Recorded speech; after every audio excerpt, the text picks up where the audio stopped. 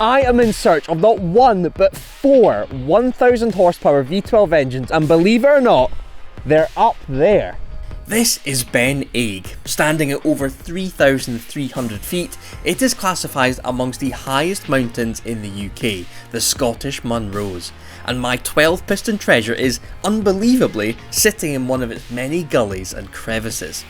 In this video, we'll be road tripping into the wilds, explaining how on earth these V12s ended up a Scottish mountain, and hopefully finding them. I've never seen anything like this. You join me 24 hours before our hike, 530 miles straight south in the warmer, more cuddly Malvern Hills. That's because I'm here at the Morgan factory to collect this. I've chosen the new Morgan Supersport because it suits the vibe perfectly in my opinion. Let's ping up to Scotland and I'll explain my choice once we're in the homeland. I'm on my way from misery to happiness today. I'm on my way from misery to happiness today. I'm on my way to what I want from this world, and years from now, to me the day I wonder. I am very happy with my car choice. This thing is rapid. So it's the B58 twin turbo straight 6, which you say, oh, well that's just what's in a M140 or a Z4 or a Supra. But this thing only weighs 1,170 kilograms, under 1.2 tons. That means it's about somewhere between 400 and 500 kilograms less than some of those cars. It does 0 to 60 in 3.9 seconds. A Morgan going sub 4 0 to 60.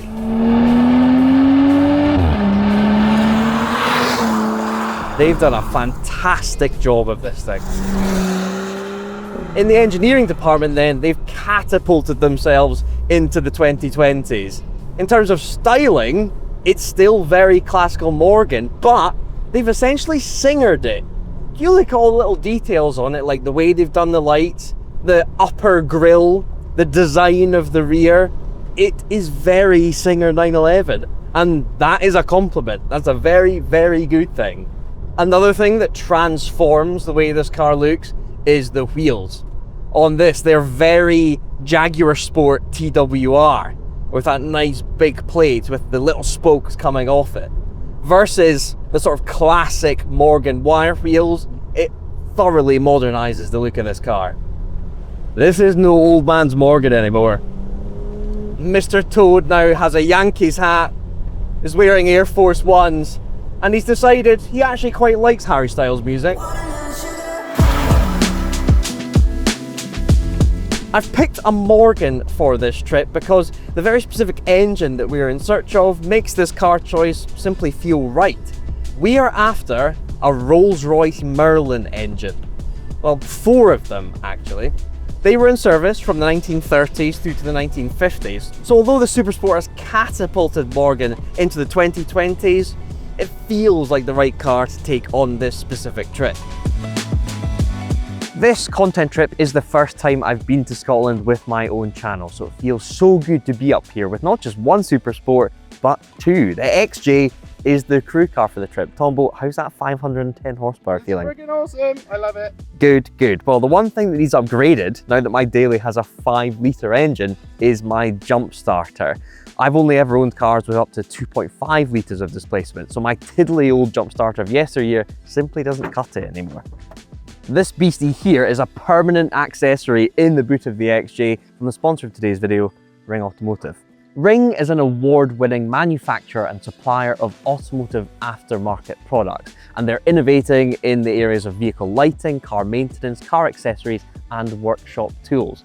They produce a whole load of products that every petrolhead should have either in their car or in their garage, and considering this Jag is turning 16 years old this year, I imagine this chunky jump starter will save my skin at some point.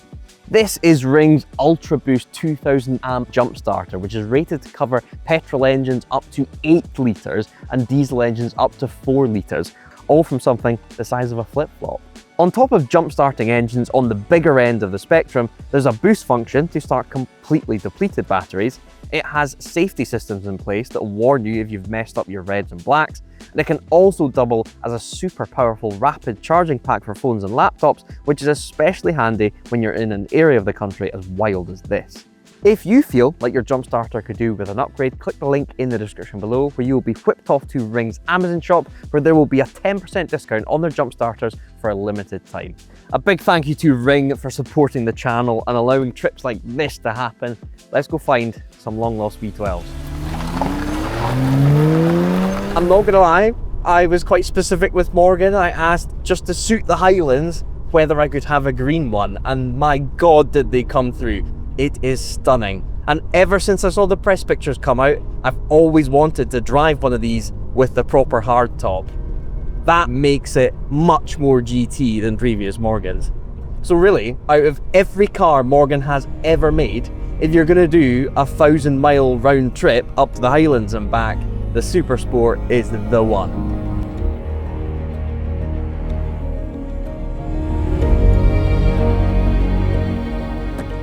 Tombo and I are now right up in the Scottish Highlands. You go right through the heart of Scotland, all the way up to Inverness, and then you keep going northwest to end up here in the wilds of Torridon. Why have we come this far? Well, just look at the damn place, but also, in the 1950s, a Lancaster bomber crashed into a mountain called Ben A. Now, you guys that know your Second World War aircraft will know that a Lancaster has 4 27-litre V12 engines that all develop over 1,000 horsepower. So that means somewhere on that mountain, there are 4 examples of arguably the greatest engine of the 20th century, and I want to find them. The nearest civilization to Ben Aig is a little village called Kinlochew, so let's find the Kinlochew Hotel, get some rest, and plan a route. What's really nice for me personally, and really quite nostalgic, is that the last time I was in this area of the Highlands, it was 12 years ago, I think, and it was doing a blog post from my student car vlog back in the day. Pre-drive trike, pre-car throttle. I was independent, doing my little blog, trying to get somewhere with my automotive journalism career, and here I am back on my own again, doing my own thing. Thanks to you guys watching and subscribing to this channel, there's more and more chance of me being able to do stuff like this. Thank you.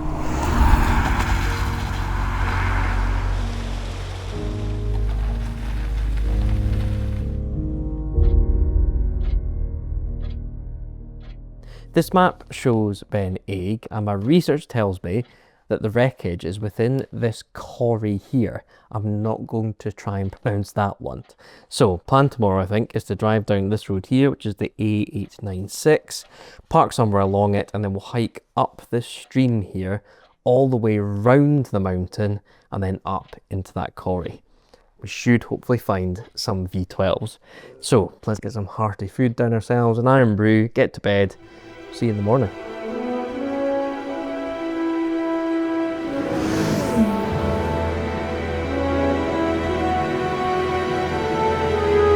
And there it is, the mighty Aig. I think locals would just call it Ben A, but I'm going to throw the G in, Ben Aig. Shall we do it?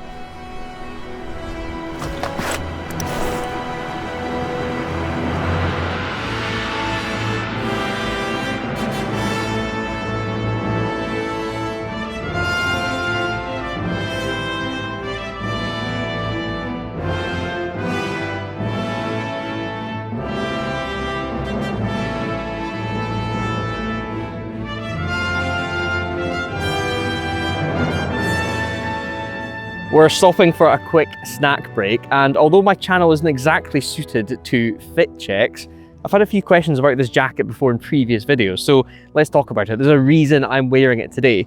This is a jacket from Avray Industries, which is a company co-owned by James Holland, the historian, and this is a stitch-by-stitch exact replica of the Polish Second Corps jackets from 1941. Now, they ended up in a Siberian gulag, but managed to get themselves back and were victorious at Monte Cassino. So this jacket, the Lancaster somewhere up there, the Morgan, it's all coming together.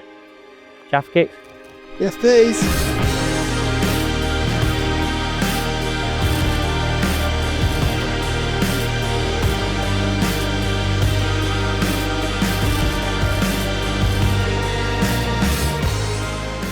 This is the great thing about coming this far north. There's nobody here. It's quite feasible that as far as the eye can see here, there's not a single other person. I feel like in the car media world, we lean far too much on Wales because it's easy. Be bothered to make your way up to the Highlands here, you and your dog, and you can have this all to yourself. It helps you bring a cameraman to capture it all. Not 100% necessary though.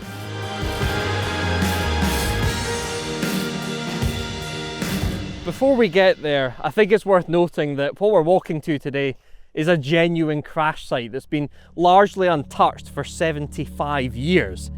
8 servicemen lost their lives in that crash, so although I'll be very excited if we come across a wild Merlin engine, we'll be treating the place with the utmost respect.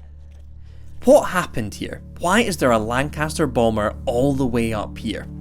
On the 14th of March 1941, 120 Squadron took off from RAF Kinloss on the Murray coast to conduct a night navigation training exercise.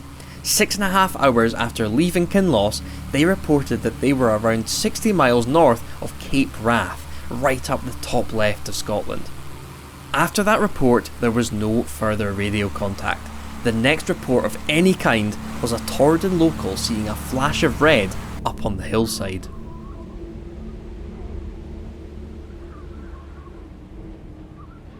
The next morning, a search party went out and spotted the wreckage on the northern side of Ben Aig.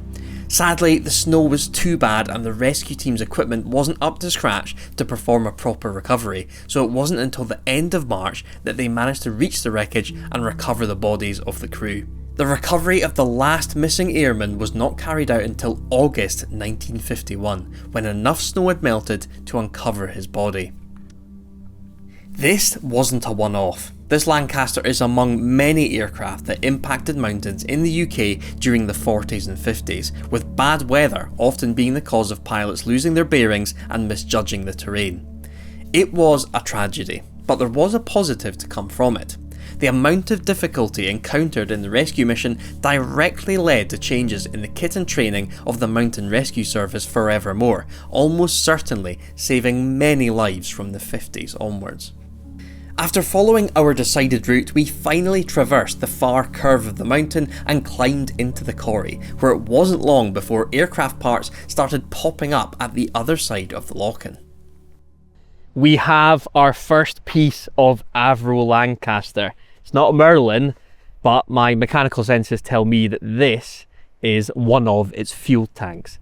It is a beast of a thing, it's enormous. And there's other little bits of shrapnel just kind of in and around it. And just judging by the pictures I've seen online, I think up there, one of those two is called Fuselage Gully.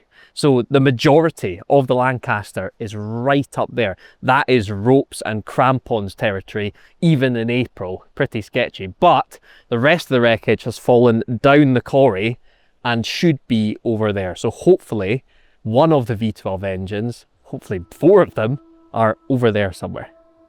I think I can actually see a bit of the Lancaster's landing gear up this way. So yeah, I think the right direction is straight there. Let's ford the stream and find some Lanky. Just a few yards over the burn, camouflaged amongst the mountainside, we found exactly what we came for, perched in a truly surreal position. Ladies and gentlemen, that is what we're here for. I cannot believe that this is sitting here. This is a Scottish mountain stream that's just descended off the mountain, and there's a V12 engine sitting in the middle of it. It has taken a beating. This rocker cover is all smashed through. Yeah, I mean, the entire engine block, the casting, has taken an absolute hammering because it's probably fallen couple of 100 feet, maybe more, from the ravine up there. So I think this side would be the prop side. So your propeller would be here. And then at the back, would be the supercharger. There'd be a big honking supercharger. God knows where that is. It could literally be anywhere on that hillside. Everything is enormous. It is a brute of an engine. And interestingly, right beside it there, that looks like a heat exchanger, some sort of cooler, sitting 6 feet from it. Again, hammered, but you can see the fins on it. I've never seen anything like this. Essentially a fossilized engine in a landscape like this. So cool. So what are we looking at here? Well, despite the location, this is a Rolls-Royce Merlin V12 engine. It is a 27-litre supercharged V12 and it's 48 valves, 4 valves per cylinder. A Merlin is technically a twin spark engine, so it's got diametrically opposed spark plugs, one in either side of the combustion chamber. They are run on individual magnetos, which means that if one of the magnetos fails, the other spark plug with the one that's working can keep firing and keep the engine going. And also with the twin spark, if one spark plug fails, the other one can still fire and keep the engine running. In a combat situation, any form of misfire or lack of power could be lethal. The 2 spark plugs also help the engine in terms of power. Having it double-sided means the flame front could be nice and symmetrical, which means the combustion happens quicker and you can get more power. The crankshaft, somewhere down in there, is one enormous piece. It's nitrogen hardened and forged. It's an absolute beast. The crank pins are at 120 degrees around the crankshaft, and then combining it with the fact that this is a 60-degree V, that means it can be an even firing V12. And by being 60 degrees as well, means it's perfectly balanced. Really, in the blank sheet of engine development, if you can go V12, you probably should, because it kind of nails everything apart from its sheer size. This engine here wasn't actually built in Britain. Because this is from a later Lancaster, this will have been built by the automotive company Packard. They changed from making cars to making Merlin engines because it made a bit more sense. Instead of making them in the UK, which was being bombed, send all the drawings over to the States where things aren't being bombed, and you can pump these things out. The Merlin V12 was developed in 1933 and it benefited from a lot of racing engine technology from the 1920s into the 30s. It is arguably the greatest engine of World War II, maybe even the entire 20th century, because it featured in such legendary aircraft as the Hawker Hurricane, my personal favourite, the Spitfire, the P-51 Mustang, the de Havilland Mosquito had 2 of them, and the Avro Lancaster had 4. One of the main reasons the Allies won the war was because they managed to keep their industries going. So by sending the drawings of the Merlin engine off to America, they could keep pumping them out. In total, 149,659 Merlin V12s were developed, despite the size and power of them. What massively helped was that in relative terms, it was quite a simple engine. What the Allies did really well is to perfect 1930s technology, which is what this is. All the while, the Germans were striving to reach 1950s technology. You're much better off in a war of the scale of World War II to nail the manufacturing of thousands and thousands of this 1930s tech than trying to reach for the odd jet bomber here and there. The Merlin was such a great engine due to 3 main things: reliability, adaptability, and power. Initially, this engine did have some teething issues. It had coolant leaks, cylinder heads would crack, there'd be excessive wear to the crankshaft bearings and the camshafts, but Rolls-Royce were brutal with their engine optimization. They would run these engines to complete destruction, strip them apart, find out what went wrong, and then redevelop that part time and time again. They had the time in the UK and the US to just keep throwing more and more engineering R&D at this V12 to make sure it was as reliable as can be and would also perform as well as it should. We were able to advance the power of the Merlin all through the war steadily without basically changing the engine. It still went into the Lancasters and the Hurricanes and the Spitfires, the Mosquitoes, no basic change. And we were all obsessed by the idea that we were going to keep the Merlin ahead of the Germans. And we did too. The adaptability of this engine was also crazy. It may seem silly to say looking at it, but it's actually got quite a small frontal area for a 27-litre V12 engine. That meant that it could pretty much fit in anything from a small single-engine fighter all the way to a massive Lancaster bomber. Especially with aerodynamic cowling around it, this thing in relative terms created very little drag. Another reliability aspect, which is actually shared with the Aston Martin Valkyrie's engine, is that this V12 is gear-driven, which gives it that reliability and performance accuracy when you're pumping out big horsepower. Never mind any timing change or any of that, this thing would be super reliable no matter how much punishment you gave it. The power from a Merlin V12 was big and flexible. One of the big optimizations we made to this engine was our two-stage, two-speed supercharger. That meant you could alter the boost depending on your altitude for ultimate performance. Having that supercharger means you can detune it for certain aircraft and then pump it up for others. The development of the supercharging and different materials throughout the war meant that these V12s started at 1,000 horsepower and ended up at 2,000 horsepower, doubling the power output just through sheer optimization.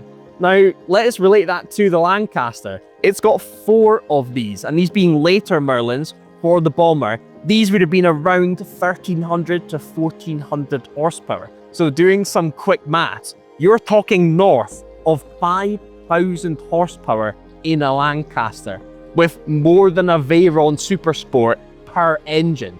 It means a Lancaster could reach 280 miles an hour flat out. That's got the Veyron licked.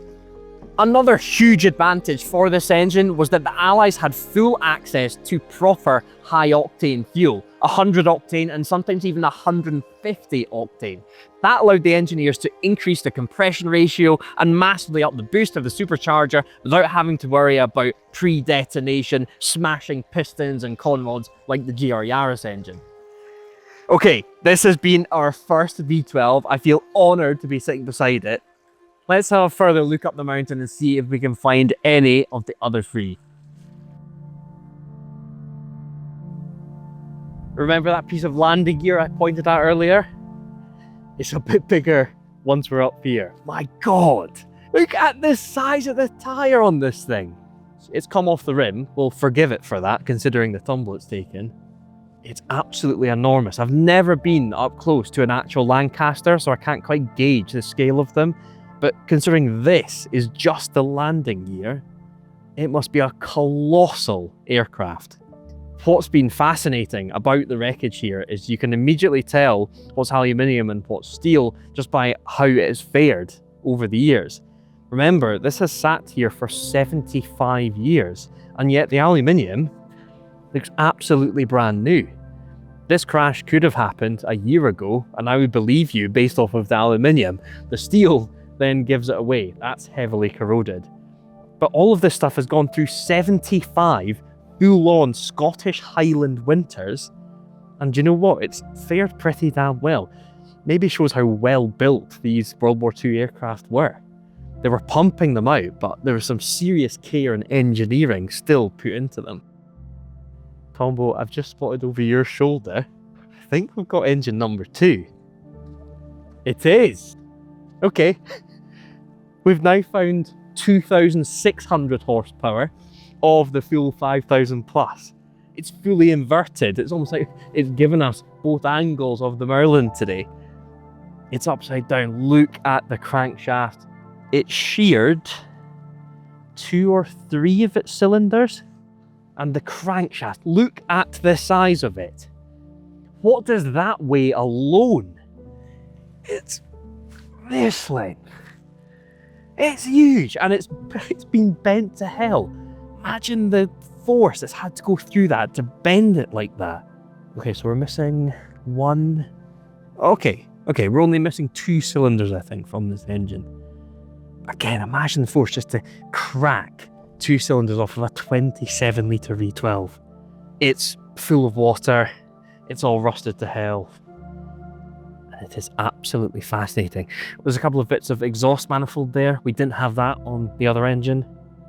What a viewpoint of a Merlin. So when you divide it up, it's more than 2 litres per cylinder. That's more than a decent hot hatch per cylinder with these things. No supercharger still. They must be up there.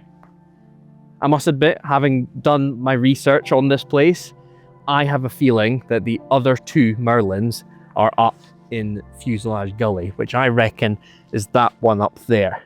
Just looking at the rest of the wreckage, it kind of cones out from that gully. There's what looks like maybe a bit of wing section there. And then there's also another section right up there sticking out of the rock, and it's all kind of heading towards that gully. What a place to find these engines. You know, it's cool seeing a 1,000 horsepower engine in a Mark IV Supra at a car meet, or you can see a 1,000 horsepower V12 in a place like this. Seriously special. Tragic, but special. I would have loved to have ascended further up Ben Egg to find the other two engines, but my climbing skills and equipment would both need serious upgrades to take those gullies on. 2 Merlins and these views, I was happy. I feel incredibly lucky to have been able to hike up here and see these pieces of history like this. To find a place this remote and therefore this untouched in this day and age is a very special thing. We've given this place the utmost respect, and I know if you guys were to hike up this hill and see the engines for yourself that you would respect it too. The mountain took 8 servicemen in 1951, leaving families without a son or a father, and that's why I will be donating a portion of the ad revenue of this video to Scotty's Little Soldiers. It's a charity that looks after kids that have lost their mum or dad in the armed forces. It's an amazing charity. I'll put the link in the description below if you guys would like to donate too. Today's video has been all about the Merlin V12 engine. If you liked it, give it a thumbs up, subscribe for more content like this. What's for you won't go by you. I'll see you in the next one.